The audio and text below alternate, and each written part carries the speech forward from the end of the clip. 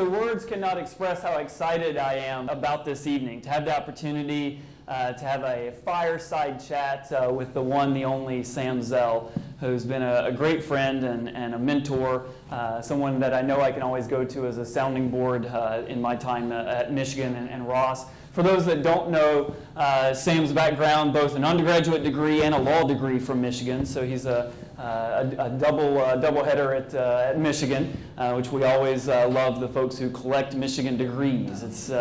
It's ingrained.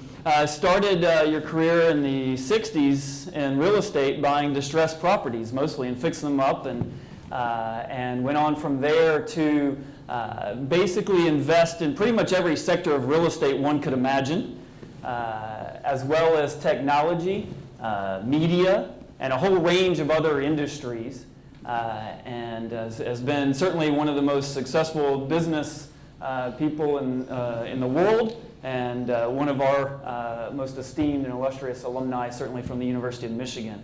Sam, it's an honor to have you here this evening. He's also a published author. Has anybody read his book? It's one of my favorites. You want it signed, I believe. One of my favorite book titles of all time, Am I Being Too Subtle? And if you haven't had a chance to read the book, I highly recommend it.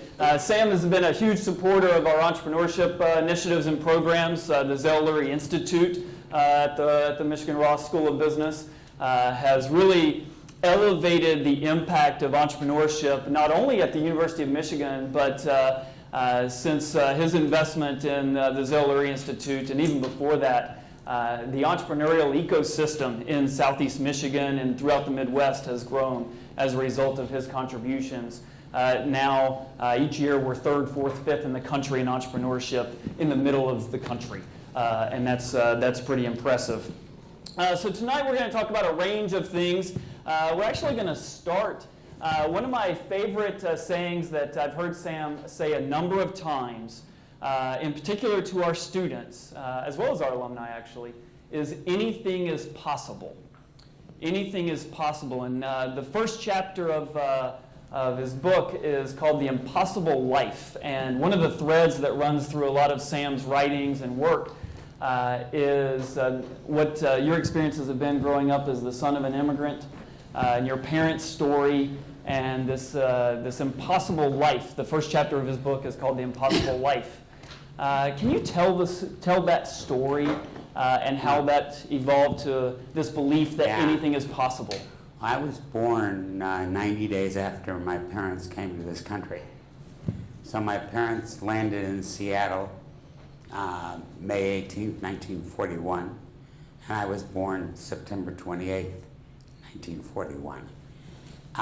Maybe the best way to exemplify that impossible life, etc., is the fact that the ship docked in Seattle at 6 a.m. and at 6 p.m. my parents went to their first English class, which is indicative of the immigrant. And I dedicated the book to the immigrant. And more than anything else, I grew up in a household where my father and mother constantly reassured me or told me that this is America, this is where the streets are paved with gold, and that gold is not what you pick up, it's the opportunity to pick it up.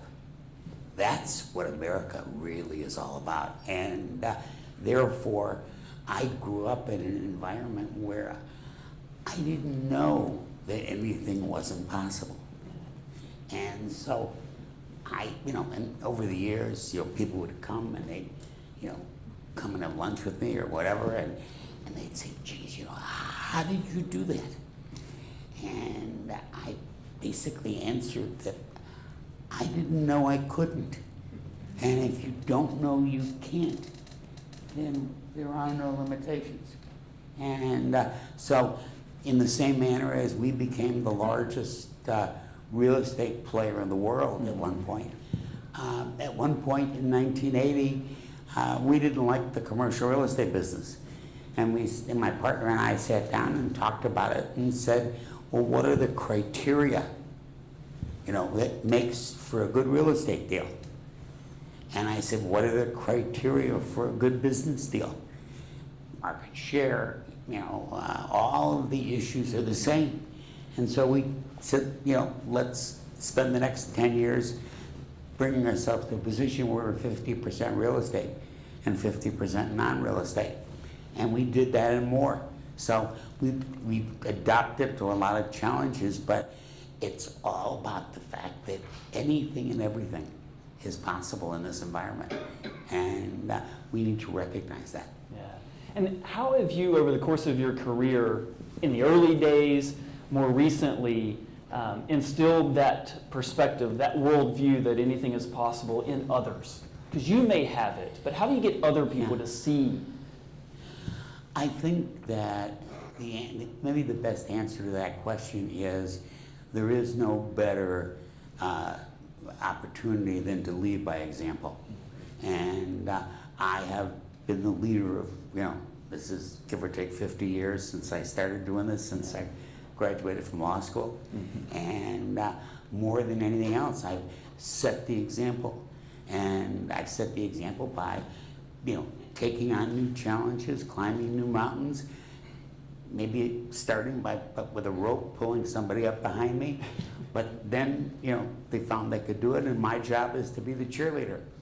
And today, at this point in my career, I spend my whole day sitting there and getting pitched by my people, and with ideas and challenges. And my job is to, refine their ideas and reorient them and challenge them to take it the next step. Yeah. I've met a number of your employees, and a number of them are Michigan graduates. And one of the things that's universal when they talk about what it's like to work with and for Sam is it's not always easy. You will challenge them, but they know that you believe in them.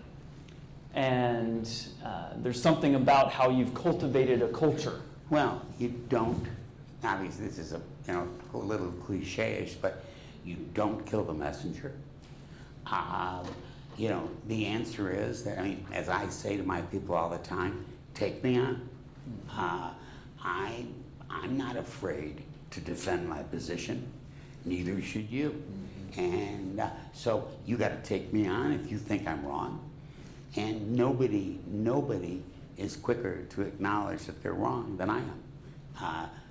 Because ultimately the environment that I create is a one of access, is a one of not negotiation, but interface among people.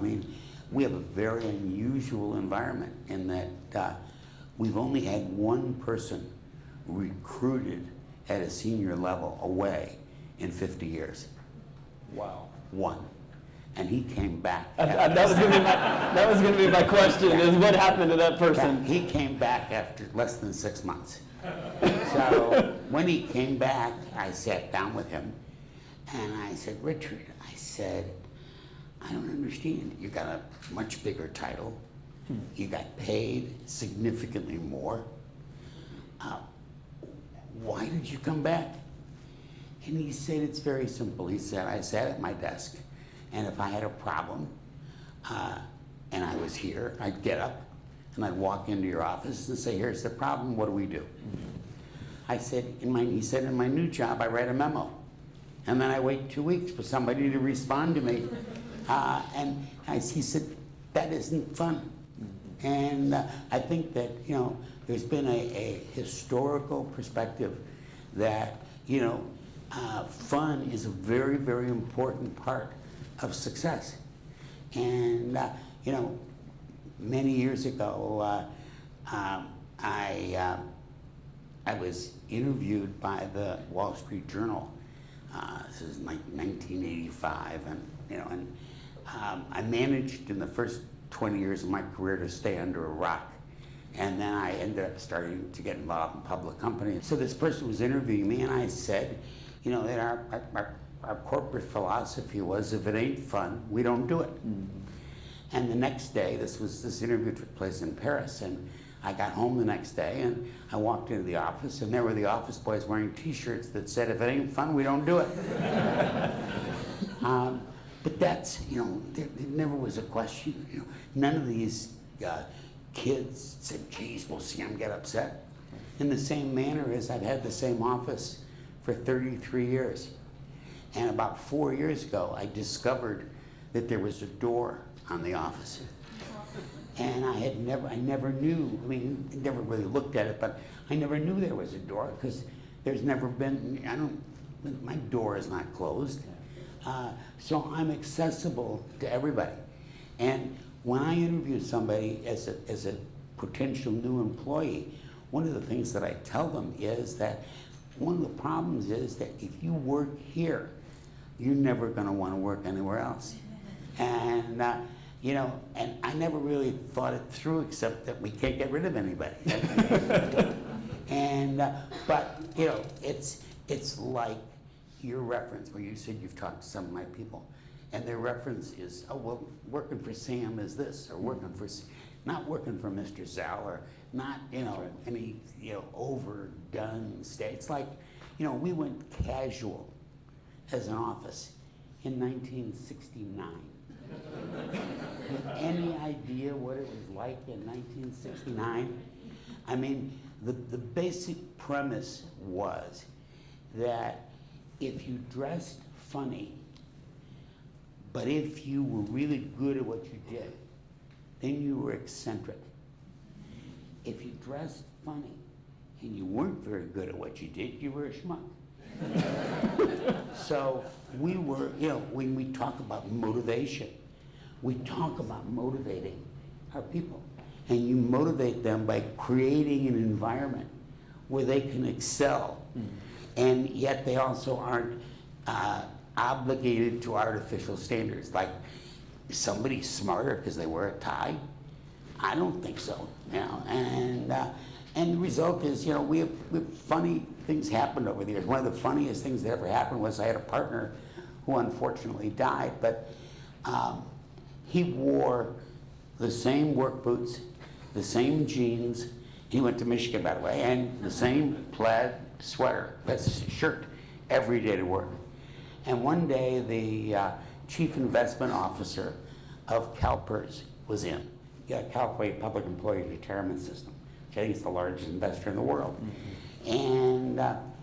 And Lurie, my partner, walked by, and she looked at him and said, would you mind getting me a cup of coffee? And he did. And he said, yes, exactly. Sure. And it was only later that she figured out who it was. But that's part of creating a culture. That's right. And creating an environment where everybody is connected. I mean, and that creates a sense of loyalty that ultimately emanates and results in experiences and exponential performance. Yeah. Let me come back to you don't kill the messenger. Nobody's always right. Nobody's always wrong. You've taken a lot of risks in your own career with the investments that you've made. You're a self-described contrarian, right? You've been noted as someone who runs towards the fire, not away from it, and finds opportunity in that fire. How do you think about risk? And how does that shape which investments you find interesting and attractive, and which investments you actually do run from? How do you think about risk, and how does that shape what you invest in? Well, I think that first of all, I think that we start with an enormous respect for the risk of execution. I can't tell you how many times, it's like I have a watch here. If my watch has one moving part, then it has a very small probability of not working. Right. If my watch had 50 moving parts, then there would be another 49 potential reasons why it didn't work. In the same manner, when somebody comes to me and they say, wow, we have this great opportunity, we're going to do this, and we'll sell this, and then we'll buy this. And look at them and I just look at them and I say, that represents, enormous risk. Like, what happens if you get into the third step and it doesn't work? Where do you go from there? So I think what it is you're attempting to do is critically important.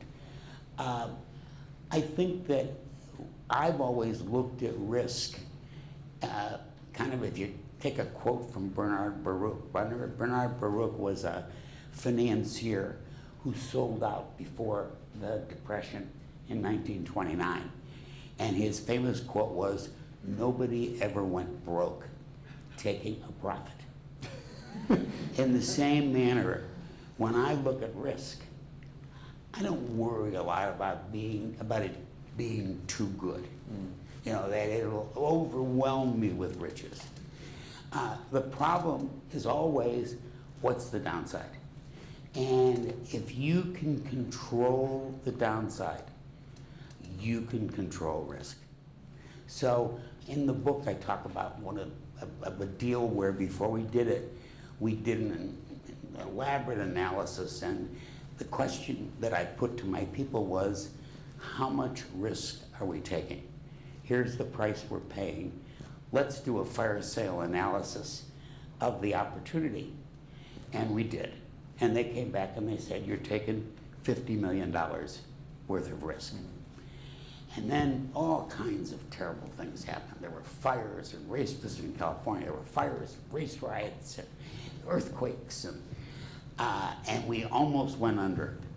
And at the last minute, we sold the company, and we lost $50 million.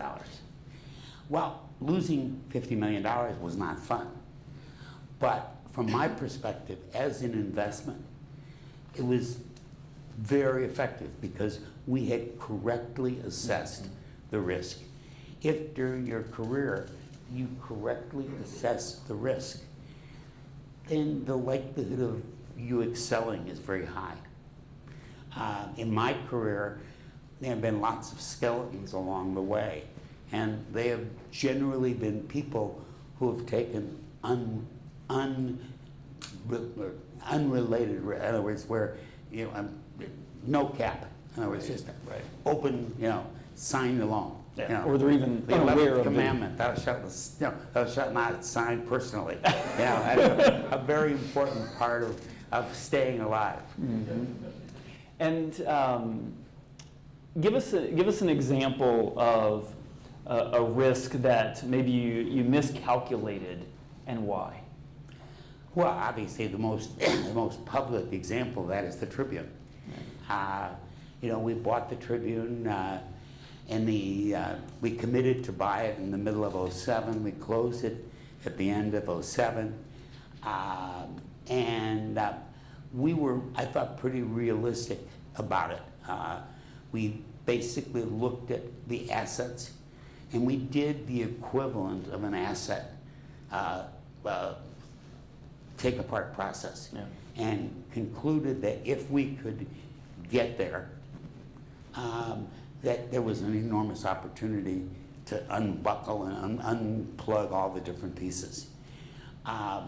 We were realistic that the newspaper business wasn't terrific, and as a matter of fact, we underwrote the newspaper business to a 6% yearly suppression in revenue. So we assumed that revenue would be 6% less going forward. And it still worked, and it was very, very attractive return. And the structure helped. And then we closed, and in the first month, revenue was down 30%. It was no Didn't hope. see that coming. Well, it just, that's like stepping into an elevator shaft, and once the elevator is no longer has a cable attached, it just keeps falling. Fair enough. It was a pretty terrible experience, and the answer is we lost a lot of money, and the answer is we've also made a lot of money and other things. So the answer is that you have to be prepared and understand that nobody is right all the time. And as a matter of fact, to play baseball, you get paid $25, $30 million a year for being right 1 out of 3 times. Yeah, you get in the Hall of Fame for that, actually. You mean at the Hall of Fame, you could hit 333. I only want to be right 70% of the time. The real key is how wrong are you on the 30? That's right. And as long as the risk you undertake is appropriate to what you can handle, it works. It's the guys who take unlimited risk. With 70%. Yeah, they got the other way. That's right. So I'm going to ask a couple more questions, and then I invite your questions and write them down. Wendy and our team's running around here. You can give it to anyone, and they'll get them to me. But your comment about execution risk, I was reflecting as you were talking, explains my first meeting with you when I became dean. So I don't know if you remember this, but I came to your office, and we had lunch. And we spent about an hour and a half together. And when I told people afterwards that we spent about an hour and a half together, they were like, well, something went right there, because that's pretty atypical at least based on their experience. But we've got pretty bold ideas for what we're doing at the business school. And I lay out this grand, bold vision for what we're going to do at the business school over the 5 years of my first tenure as dean. And your response, I'll never forget, was, "It sounds very exciting. I'll wait and see." And that explains everything. You were assessing the execution risk on what we were going to try and do. I mean, academics are famous for grandiose plans and limited execution. Am I being too subtle? You're not being too subtle, because we're executing. No, that's exciting. All right, so let me, I'm going to ask one more question, and then I'll turn to the cards and keep them coming. Mark Perel, who is one of our alumni, who you just promoted to CEO of one of your companies, if I understand correctly. So congratulations to Mark. Very exciting for him. So he told me a story last year about an experience he had with you that I thought told a lot about who you are as a person, how you think about relationships, and the principles and values that underpin how you engage in business. And correct me on any of the parts of the story that I may not have correct. So you're negotiating a deal with one of your partners about an investment. You're not there. He and the team is there. And you send them off to go finish this deal, I think probably with the bank or the lender that's giving the loan. And they come back, and your question to them, and I don't know what the business was that you were investing in, but the question that you asked, according to Mark, was, did we leave any money on the table? And to me, that's a really interesting question, because most people would think that in that moment, you're asking that question to see, did we get all the value we could extract from that deal? But that's not actually what you're asking. You wanted to leave some money on the table. Well, I think that I think that the philosophy is probably most simply put as follows, and that is that the best deals are the deals where the negotiators have reached a point of indifference where they would take either side of the transaction. And so the name of the game is not to kill your opponent. The name of the game is to jointly reach a solution that's mutually beneficial. I mean, one of the funnier, I think I covered this in the book, but I've had a number of stories like this where we were selling some, I think, convertible debt, I think, for one of our companies about 20 years ago. And Merrill Lynch was the agent for it, and we schlepped around the country and we collected all the orders, and then we went to New York for the, quote, big meeting with, with the underwriter, and everybody sat around this table, and there was a lot of formality. And the guy from Merrill Lynch said, "We are prepared to buy your offering at 6.5%, which was the rate." And I looked at him and I said, "Does that mean you would do it at 6 3/4?" And he said, "I don't think you heard me. I said, we would be prepared to buy it at 6.5. I said, so therefore you would be happy to buy it at 6.75. He said, no. He says, 6.5. I said, no. I said, the extra quarter of a point cost me almost nothing, maybe $1 million on a $150 million transaction. But I'm a consumer of capital, and I'm going to be continuing back at the trough many times in the future. And for $1 million, I can make everybody who bought this offering happy tomorrow morning. Risk reward, how much did I risk to gain a reward that meant that in the future, when I went to the capital markets for money, we had unlimited availability, because the word was that, quote, we left something on the table. And believe me, nobody is better at representing myself, and I leave something on the table because ultimately I want to re-engage. I mean, many years ago, this was in Michigan, I went to buy a shopping center in Adrian, Michigan. And I went there, and I had heard about this guy, and I heard he was difficult. And I said hello, and he said hello, and he said, I want you to know, nobody has ever done a second deal with me. This was before he said, how are you? I mean, and of course I said, well, at least to myself, I said, that's because he's never done business with me. I'm, a great deal maker, et cetera, et cetera. Well, I did the deal with him, and I was sure nobody would ever do another deal with him, least of all me. But that's the same principle. It's the same principle of leaving something on the table.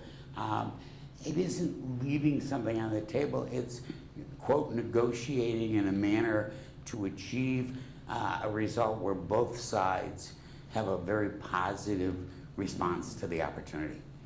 That's what it's really all about. Yeah, and understanding the long-term value of that relationship. Well, but this is, unfortunately, the world we live in isn't anywhere near as long-term as it ought to be.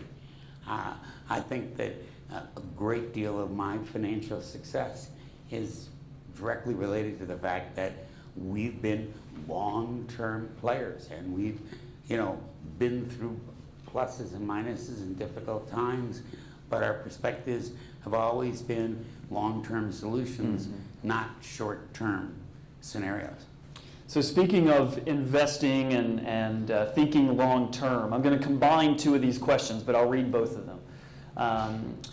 One of your songs, I'm reading verbatim, one of your songs is, when people go right, I look left.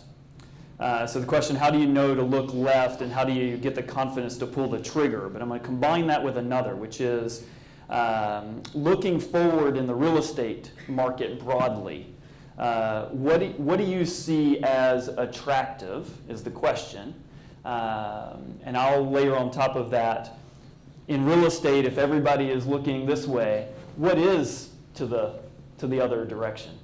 Well, and how do you know? Yeah, first of all, we're all either business students or proposed business students, and the world that we live in is one of market share and margins and profitability and things like that. My philosophy is kind of very simple, and that is that I've been on the Forbes 400, I think, since it started. And if you look at the list of people on the Forbes 400 and you eliminate the people who inherited the money, everybody else went left when conventional wisdom said go right. So Fred Smith was a kid at Harvard, and he'd inherited $14 million, and he'd written his doctorate thesis on a concept called Federal Express. And he invested $7 million and got the company started. And then the guys who managed it went back to him for the second $7 million. And he got to find out how much he really believed and how much he wasn't paying attention to all the people who said, interesting idea, but it'll never work. And the rest is history. But there are many, many examples of people having the confidence and the belief in whatever direction they were going to take the necessary steps. There are very few examples of high margin businesses or high margin activities that are done by everybody. Because if they were done by everybody, they wouldn't be high margin. And that's something that's so inherently simple to understand, and yet, it's like somebody trying to make a fortune in a commodity business. There's a reason it's called a commodity, because it has access to everybody. And ultimately, everything comes down to understanding that, I look at, this concept of competition, and I think it's really terrific, particularly for you. Me, I would like a monopoly. And if I couldn't have a monopoly, I would certainly try and be as close to an oligopoly as I could. In the same manner, when you talk about being a contrarian, and I've been accused of that, it's really an understanding of the fact that if everybody can do it, then there's nothing pretty unique about it. And consequently, you're not likely to be able to develop it from a margin point of view. When it's unique, and when you have, I tell you a story, a guy came into my office in, I think it was 2000, roughly, and I don't even remember why this guy came to see me, but somebody had sent him to me.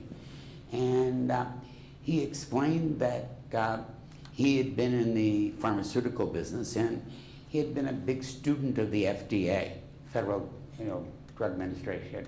And he said when the FDA was created in 1936, they had a problem which was called grandfathering. And what do you do with drugs that are already on the market? And in 1936, the number one drug on the market was aspirin. And the number two drug was something called guaiacifin, which is an expectorant like Robitussin. And when they did the FDA law, they basically said that if anybody took one of the grandfathered drugs and did an efficacy of another usage of it, that they would get a monopoly. And I was intrigued because, one, I really wasn't taking any risk on the drug, because the drug had been around for 100 years and grandfathered under the FDA. And the concept was to create long-lasting guaiacifin that would be distributed during the course of a day rather than in one shot. And I knew that there were other products that would have the same technology, so it seemed like a reasonable risk to take. It turned out that we ended up spending almost twice as much getting FDA approval, but ultimately we did. And the day after we got approval, we got a monopoly. And all of the similar products had to be taken off the shelves. And that product ultimately is probably, you're familiar with it, it's called Mucinex. And and we eventually made a fortune. But it was all about, this guy had been pounding on people's doors for years, trying to find somebody who would finance the clinical trials to prove efficacy of something that was already efficacious. Because that's even a word, I don't know. But the point was that, we sat there and made an analysis of the risk and the potential reward, and the risk was minimal compared to the scale of the reward. As far as the real estate business is concerned, I would suggest that at the moment, it's a little bit maybe more than fully priced. We've been a seller for the past 4 or 5 years. I'm a great believer that any day you're not selling, you're buying, and vice versa. And so consequently, we have been net sellers, and matter of fact, are sitting right now with $3.5 billion in cash in one of our companies, having liquidated an enormous amount of real estate over the last 5 years from that company, because we basically looked at what the pricing was relative to what we thought the opportunity was, and we're able to make that kind of a distinction. So I wouldn't think that the real estate business today is terrific, but I think that, you know, if you look at the history of commercial real estate since World War II, every single recession started with oversupply of real estate. The only exception was the Great Recession of 2007. That's the only time since World War II where real estate was not in oversupply.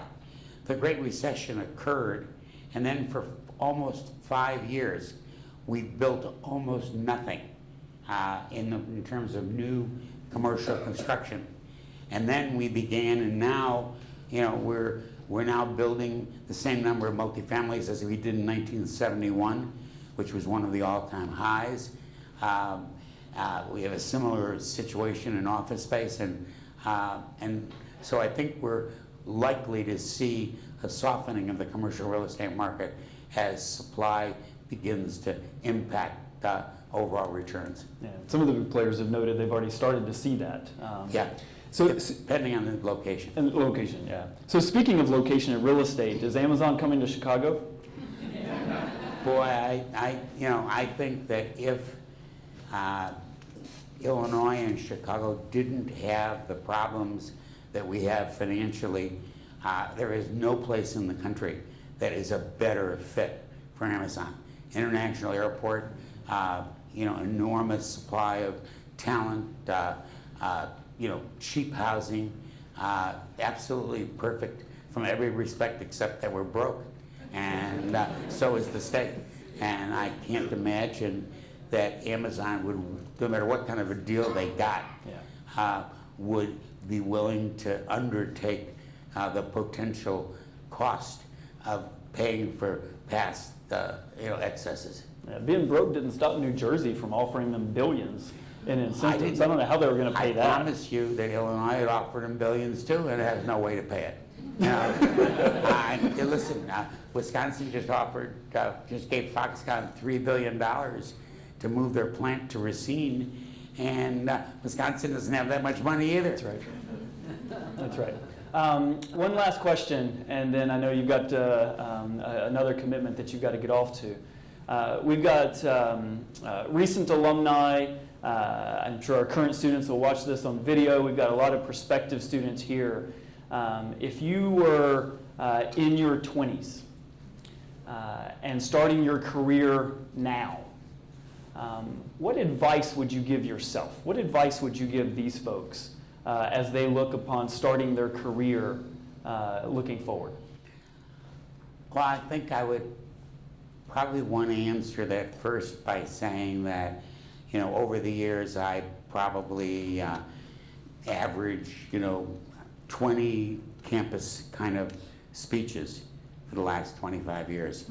And almost every one of them has ended up with some young male or female at the back of the room raising their hand and saying, when you started, it was really easy, but now it's really tough to do. Right. And I guess my answer to them each time was that I thought that it was all about willingness to, quote, open every door, answer every phone call, chase every opportunity, because I don't really believe in I set out to do this and that's why I was successful. I think 90% of success is accidental. Accidental in terms of the opportunity arising, not accidental in terms of people's understanding and willingness to take it up. And I know that, I have basically been business agnostic. I probably have been a significant player in 20 different industries. I could have been 40. The standard has always been I don't take on a business that I couldn't run myself if I had to. So we don't design rocket engines, we don't do biotech, but almost everything else falls into the basic, what I call principles of business.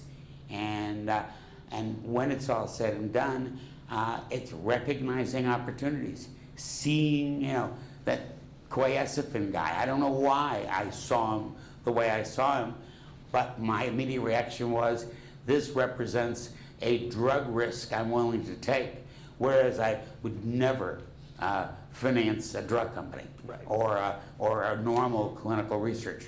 I mean, this was financing something where I already knew what the answer was, but I had to prove it in order to get the ticket. Yeah.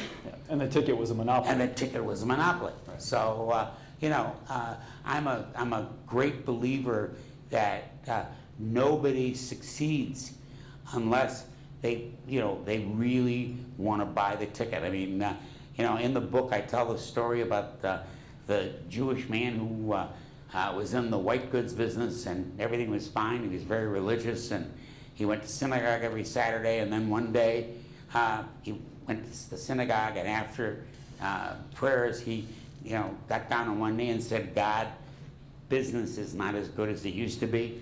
I'm really in trouble and I need to win the lottery. And the next morning he woke up and opened up the paper and he didn't win. And so the following Saturday he went back to the synagogue, and meanwhile business had gotten significantly worse. And so he finished his prayers, and then he got down on one knee and he said, God, things have really gotten much worse and I'm really in trouble and I need to win the lottery. And the next morning he opened up the newspaper and he didn't win. So on the following Saturday, he's literally spent Friday preparing his Chapter 11 papers, and he tells God of this, and he says, God, I need to win the lottery. And from up on high came a voice, and the voice said, Moishe, you gotta buy a ticket. So,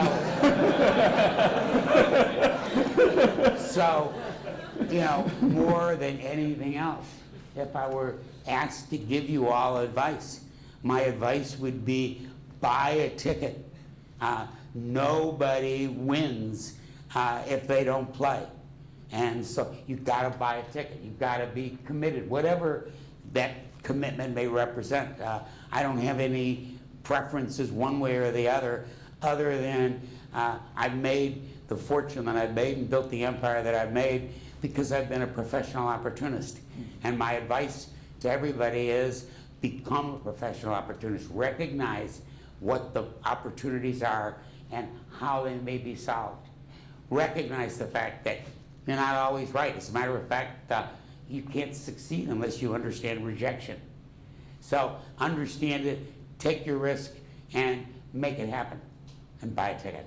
Thank you.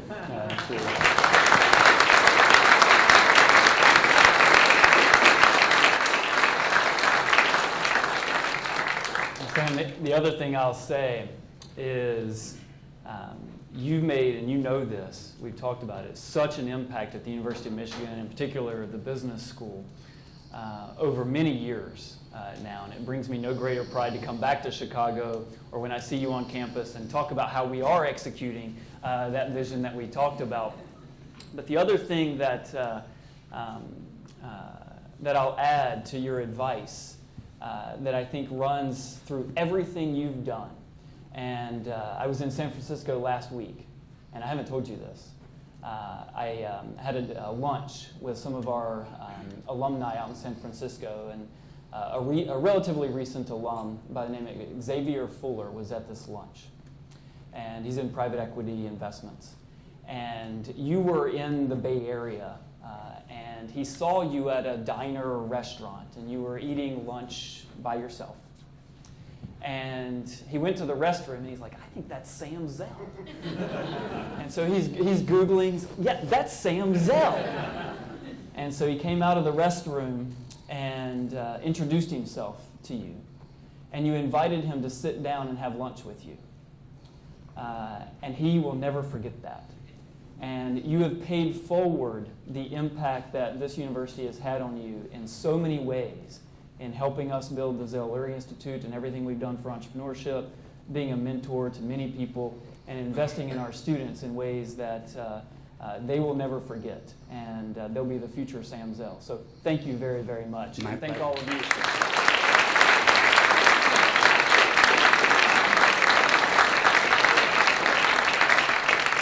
I'm going to turn it back over to Wendy, but before I do, Sam, I know you have a lot of Michigan paraphernalia, but you also know that I don't travel anywhere without Michigan paraphernalia. So a small token of our immense Thank you very appreciation. much. Hopefully we'll win on Saturday and then it'll be worth it. There you go. Thank you.